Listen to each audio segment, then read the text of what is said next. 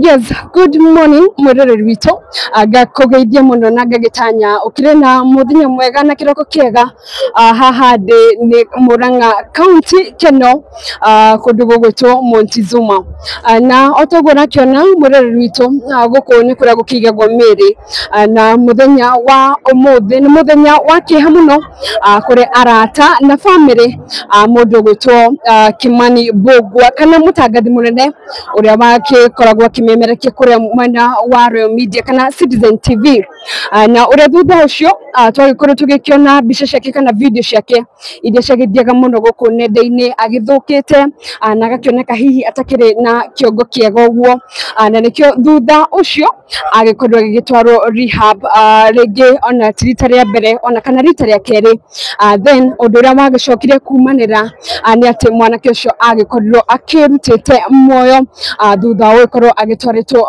rehab kuria mwena wa Mombatha na macio mothe murereri witu ni njuni moe no riu muthenya wa umuthi tukite gukorwo tukiview mwiri ni tondu eregereirwo gukorwo akihurukio muthenya wa umuthi guku county-ini ya Murang'a kuria tutakiri turagikira hihi mukonde ni itura riku kana hihi ni mwena uriku no ni tugukorwo tugigwikirira video ciothe ringi cia uria gugikorwo gugithie na mbere mahinda maya family ni arikia gukorwo gikinya na riu hatiri undu ungi twende tukorwo tugikiona kana hihi ni tugukorwo tukiheo kanya agagwikorwo tugikiview mwiri wa mundu gwitwo Kimani Mbugua na undu wa mwanya ni ati mundu gwitwo Mike Sonko uria wagikorwo agiteithiriria mwanake uyu na njira nene timu yake ni ikoretwo igikinya kuona nginya ona ngari ciake nicio ciakorwo cigikinyia family na aria hihi magikuhaniririe na mwanake uyu guku mwena wa Montezuma.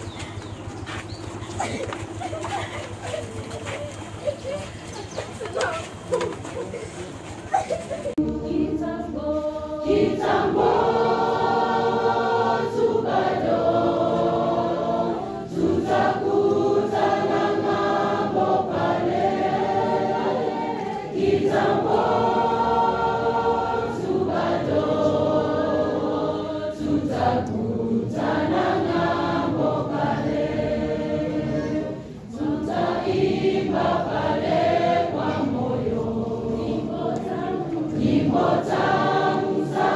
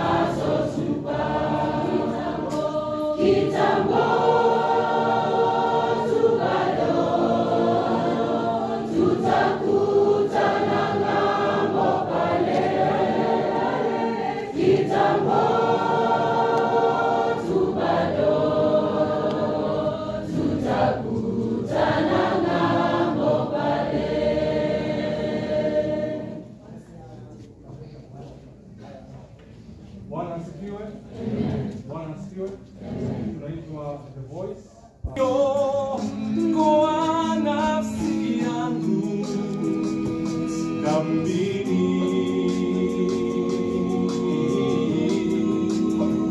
lakini tukimtazama Yesu tutashinda, kama yeye alivyoshinda.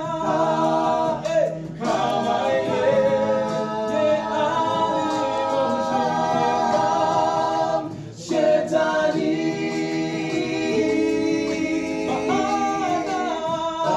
Baada ya taabu zote tulizozipata hapa, tutapumzika milele kwa Baba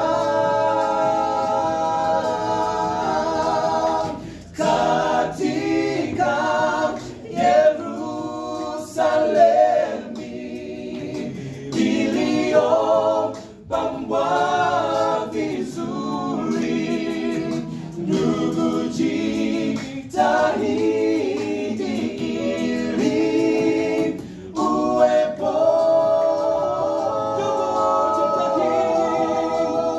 Ndugu, jitahidi ili uwepo.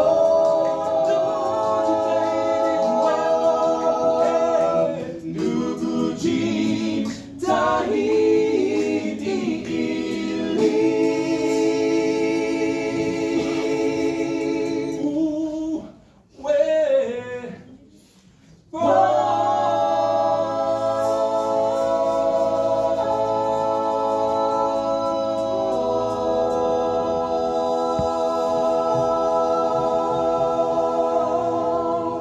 Thank you. Mpigeni makofi mazuri. Naomba tuwapigie makofi mazuri. Hiyo ni makofi ya mtu ambaye amefungia sauti. Unasikia amefungia sauti 1 minute. Ambia mtu sauti yako haijafungiwa. Ongelesha mtu, mwambie sauti yako haijafungiwa. Mwambie sauti yako haijafungiwa. Mungu amekutenda wema. Haya, tuwapigie makofi mazuri. Wanaitwa The Voices na wamekuwa marafiki wa Kimani pia. Na karibuni sana. So familia na wageni wetu, jamii na marafiki, naomba tukaweza kuanza program ambayo inachukua dakika chache sana ili tuweze kuondoka mahali hapa na tuelekee pale ambapo tuko na ibada. So kwa heshima kubwa naomba tu nijitambulishe. Naitwa MC Chris Kirubi Jr. Tutakuwa na nyinyi na coordinators wengine ambao wako hapa. Na before tuendelee, ningeomba kumkaribisha Pastor Joshua Njuguna akaweza kutufungulia kwa njia. Karibu. Wasalimu wote katika jina lake Yesu. Bwana asifiwe. Wakati wa huzuni na wakati wa furaha, Yesu ni Bwana. Kwa hivyo tuombe. Jina lako litukuzwe Bwana kwa kuwa pamoja nasi siku ya leo. Tuko hapa kama wazazi, tuko hapa kama marafiki, tuko hapa kama watu wa ukoo, lakini zote tukiwa na huzuni kwa sababu ya kuondokewa na mtoto wetu, mjukuu wetu, rafiki yetu ambaye pia wengine walifanya kazi pamoja. Yesu, tunakuuliza utupatie faraja ya pekee.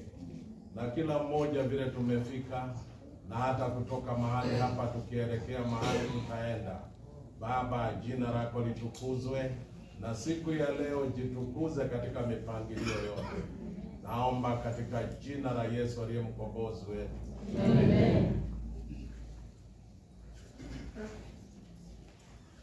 Atakaye tuzungumzia kwa wakati huu kwa muda mfupi ndipo tuweze kutoka sehemu hii na kwenda nyumbani kwao Kim, ni Pastor Willy Ngugi kutoka Nairobi. Pastor Willy Ngugi tunafanya kazi pamoja, ni mwalimu wa Bible School mahali tunafundisha pamoja, na kwa leo ndiye atakayetoa neno fupi kwetu. Pastor Willy, karibu. Thank you. Asante sana Pastor Joshua Njuguna kwa hayo makaribisho. The Lord is good all the time. And all the time. The Lord is good. Thank you. Mungu wetu anakuwa mwema wakati wowote. Hakuna wakati anatuacha. Na ndio nikataka tuangalie fungu liko katika Yeremia 31 mstari wa 3 ambalo linasema ya kwamba Mungu akanitokea kwangu akasema, nakupenda na upendo wa milele. Nakupenda na upendo wa milele. Ndio nakuvuta na fadhili zangu. Mungu, upendo anaotupenda nao ni upendo ambao hauwezi kuisha. Wakati mambo iko sawa, yeye anakuwa nasi. Wakati mambo imekuwa mabaya, yeye anaendelea kuwa nasi hata kwa njia ya pekee. Nataka kuwakumbusha kisa kimoja kilifanyika kwa mtu mmoja ambaye alikuwa ameamini Yesu kabisa. Na huyu siku moja akaingia kwenye jozi. Na katika jozi akaona akitembea kwenye barabara. Na katika kutembea katika hiyo barabara, kile aliona wakati barabara iko smooth and nice, akaona 2 pairs of footsteps. Akaona nyayo ngapi? Mbili. Unajua Kiswahili, yeah? 2 pairs of footsteps ni nyayo ngapi? 2 pairs. When there are 2 pairs, ni za watu wangapi? Wawili. Lakini barabara ilipokuwa imekuwa rough, imekuwa na bumps, imekuwa na thorns, sasa akaona 1 pair. Alipoamuka kutoka jozi, akafanya interpretation. Akasema, wakati mambo iko sawa, tunatembea na Yesu bega kwa bega. Bega kwa bega. Mundu kwa mundu. Bega kwa bega. Ndio hiyo 2 pairs of footsteps. Ni kweli?